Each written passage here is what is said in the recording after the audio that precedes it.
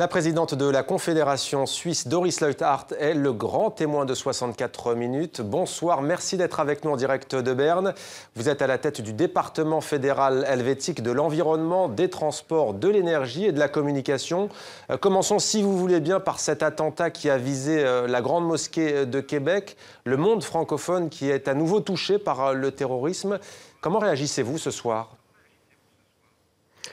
Bonsoir, monsieur. Naturellement, aussi la Suisse est très touchée mes sentiments sont avec les familles des victimes. C'est toujours une situation très, très difficile.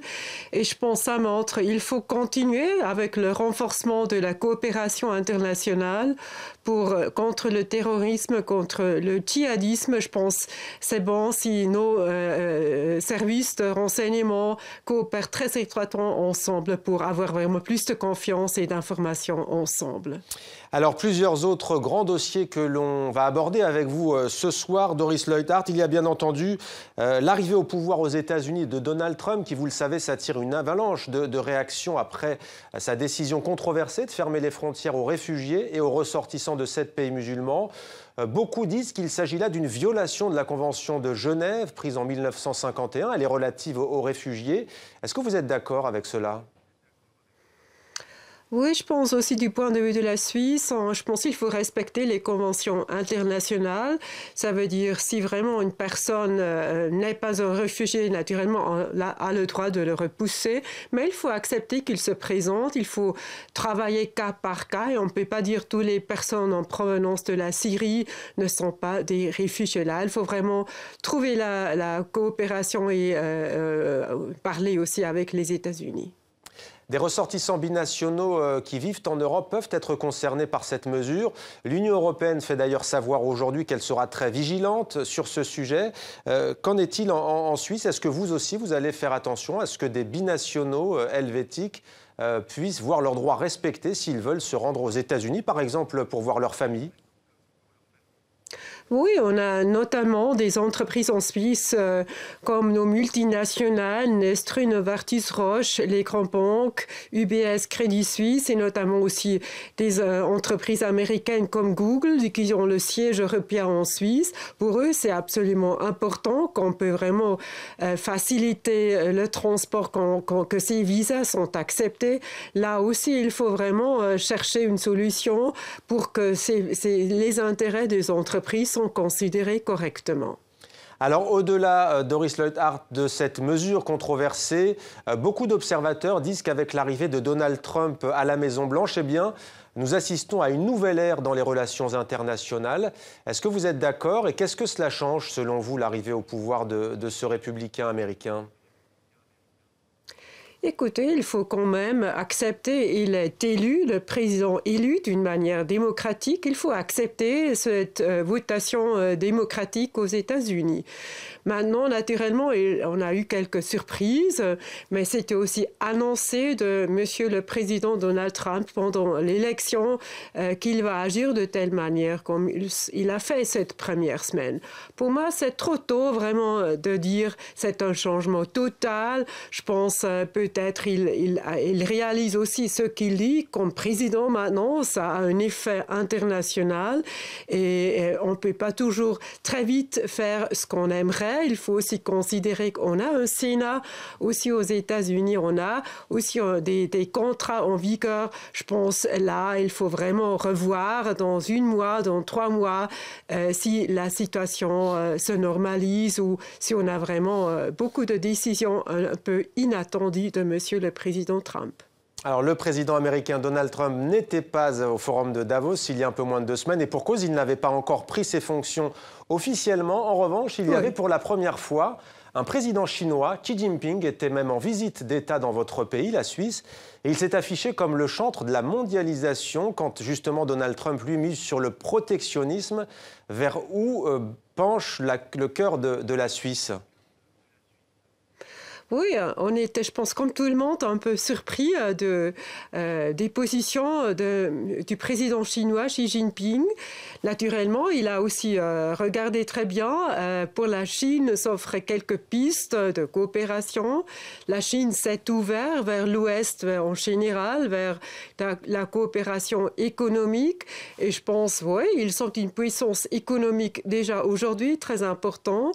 Et je pense, Monsieur le Président Xi Jinping a clairement annoncé, on veut continuer avec l'ouverture du marché, avec les multinationales qui sont là.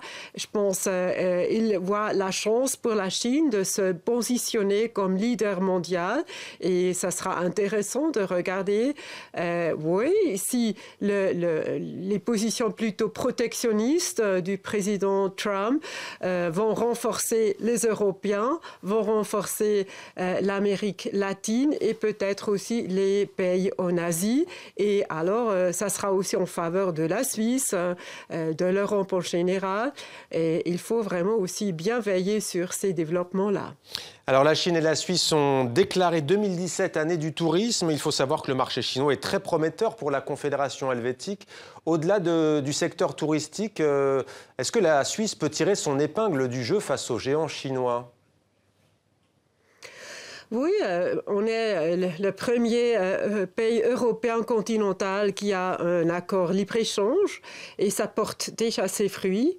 On a avec la Chine un bilan positif pour la Suisse, naturellement toujours avec des obstacles. Il faut travailler sur beaucoup de sujets avec l'administration chinoise, mais ça porte vraiment des fruits. C'est un marché gigantesque et si ça reste ouvre, correct avec les règles du jeu, je pense que c'est bon pour la Suisse et j'aimerais aussi que l'Union européenne avance avec ces négociations. Je pense que c'est aussi une chance pour le moment d'avoir une croissance économique en Europe et pour la Suisse, on va continuer avec la Chine. Travailler bien, aider aussi que les règles juridiques, aussi les droits humains sont considérés correctement. C'est un processus difficile, mais je pense en toute, la coopération s'est renforcée et nous sommes vraiment positifs avec la Chine. Alors justement, c'est intéressant, Doris Leuthard, vous disiez que vous aviez un accord de libre-échange bilatéral avec ce grand pays asiatique. Le Royaume-Uni, peut-être dans pas si longtemps, pourra faire la même chose avec Pékin. Il s'apprête à quitter l'Union européenne. On a le sentiment que le Brexit vous donne plutôt raison à vous, la Suisse. Vous vous tenez à distance très raisonnable de l'Union européenne. La Suisse, nous pensons, nous sommes de vrais Européens, nous sommes de bons Européens, mais nous pensons l'Union européenne a quand même quelques défis qui n'ont pas vraiment résolus, qu'il faut vraiment résoudre en court terme. Et pour nous, il faudrait un peu plus de pragmatisme, plus de fédéralisme au niveau européen. Et pour le moment, on a créé beaucoup d'incertitudes, et je pense pour l'économie et aussi pour les citoyennes et citoyens, un régime plutôt stable, transparent, crédible. À la longue, c'est important. Et la Suisse, comme petit pays, nous sommes un pays très stable, très transparent.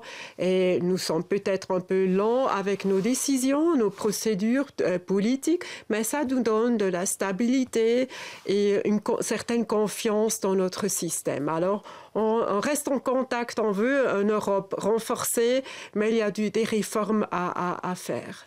Mais en dehors de cette stabilité dont vous nous parlez, Doris Leuthard, qu'est-ce que vous avez gagné, vous, la Suisse, à rester en dehors de l'Union européenne? On rappelle, pour nos téléspectatrices et nos téléspectateurs, que la Suisse n'est pas membre de l'Union européenne. Qu'est-ce que vous avez gagné concrètement ?